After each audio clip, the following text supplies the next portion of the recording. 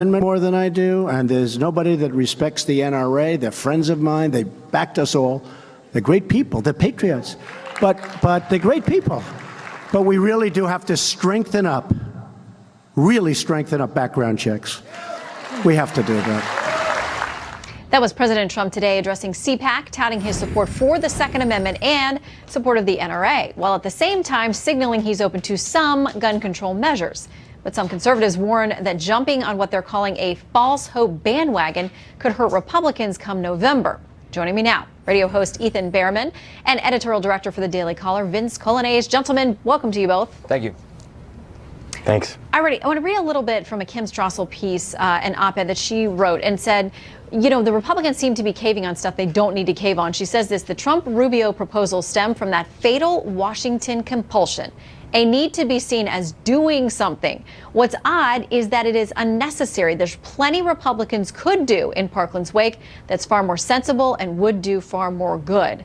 But Vince, it seems like they are tempted now in the heat of all this emotion to say we are going to make some concessions on some of these measures. Yeah, I think that ultimately Republicans need to be careful to not argue on the left's turf here, which is to go after guns. This is being obviously used, this attack, as a pretext for gun control, and that conversation is going to happen. But I think the reason oftentimes you hear the president vocalize something like this, raising the age at which you purchase a gun, a specific type of gun, is because he's just trying to show that he hears the people who are making requests of him, and he's open to all sorts of ideas. Oftentimes the end product is very different than the things he signals that he supports. But the facts, as they bear out, I think really demonstrate that this is not an issue where we go after guns. I mean, the assault weapons ban was passed in 1994. 2% of all gun crimes committed with those so-called assault weapons. This has always been a solution in search of a problem, going after these guns this way, and instead not looking at the root causes, which include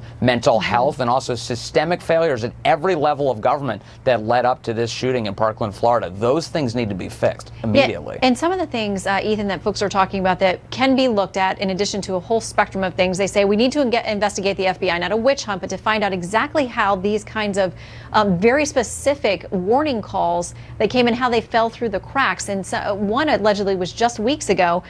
They say we need to pass Fix NICS, which cleans up the background system. The House has done it. The Senate, I'm hearing, could do that on Monday. And also, we have to tackle the issue of mental health. It is a very difficult, complex conversation. Ethan, where do you stand on those points?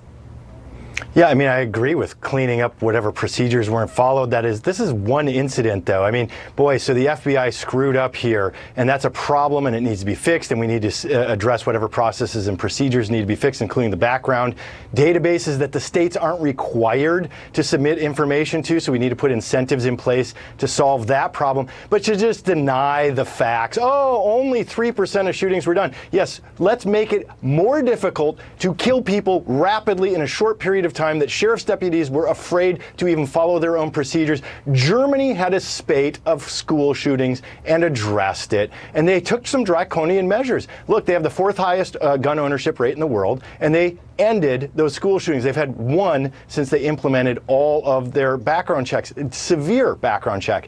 You need to have a psychological exam before you can buy a firearm. Justice Scalia in 2009's DC versus Heller in Section 3 very clearly lays out, so don't give me a constitutional argument, very clearly lays out that the state has the right to regulate what is sold, to whom, and how they can actually carry it. So we need to do a much better job there. Many states and localities do that, and some of them with the very toughest laws have the worst crime. I mean, where are the questions, because it needs to be done at the federal level. But you can't do it at the state and local level. Where are the questions about Chicago, about Baltimore? I mean, these places because have Indiana very is tough 30 minutes away. Yep. Indiana's 30 minutes away. That's a ridiculous argument. This has to happen at the federal level. So do we want to get into the 10th Amendment then? At state and local levels. Do we want to get into the 10th Amendment? I mean, the Second Amendment is a constitutional right. There's got to be some due process. Because the federal government has the right to pass whatever law they want. That's not a 10th Amendment issue. If the federal government says you're going to have a psychological background exam, we're going to raise the age to 25 or 21 or whatever it is, federal government absolutely has the right under the Supremacy Clause, and they own that territory under the Second Amendment. It's not a 10th Amendment issue. issue. No matter Vince. where you fall on this notion about having limitations on handguns, the truth is this So is kill about more kids. The truth is about protecting these children. And what would have protected these That's right. children? Any of these new laws that are being suggested by you, Ethan? Not a Absolutely. lick. And a fair number of them. Mental health background checks. Let's be really Remove fair. firearms from the let's homes of stop so anybody people with can hear severe you. mental health issues. Okay, let's stop just for a second so folks can hear you, Let's be really Vince. quick. Do you want to confiscate all semi-automatic weapons in the United States? No, not all semi-automatic weapons. Okay, well in the then United you would States. not have short-circuited this process in any way. Here's what you need. You Yes, need I a gun. absolutely have. Stop. Yeah, You need a what a gun. ridiculous You need a gun argument. Are firing you back kidding me? at this man. Raising the And age to 21, Ethan. mental health background check, doing a full psychological exam before somebody can buy a firearm is what I just said, Vince. You're dishonest. Ethan. Okay, but ignore that let's talk about point. let's And on talk about top some of it facts all- here, gentlemen. On top of it all, Let's talk bump about stocks, some anything facts that makes here. the rate of firing Gentlemen, faster. Gentlemen, Come on. No, but there seems to be some agreement across the board that this issue of bump stocks, right, left, NRA, everybody's open to having a conversation about that and possibly regulating or outlawing something that turns a semi-automatic weapon, which is legal, into something that is not illegal, which is an automatic weapon. Those are not on the streets. You can't go buy a machine gun. They've been outlawed since the 30s. We just need to work from factual information. The truth is that teenagers who commit gun crimes, the vast majority of them have stolen their weapons or they've gotten through an adult who enabled them. I don't know that 21 changes that. That's going to be debated. Senator Corden says that he doesn't think the votes are there to do it here at the national level. So we'll see. Also, but we thank you both for yes. having a very spirited conversation.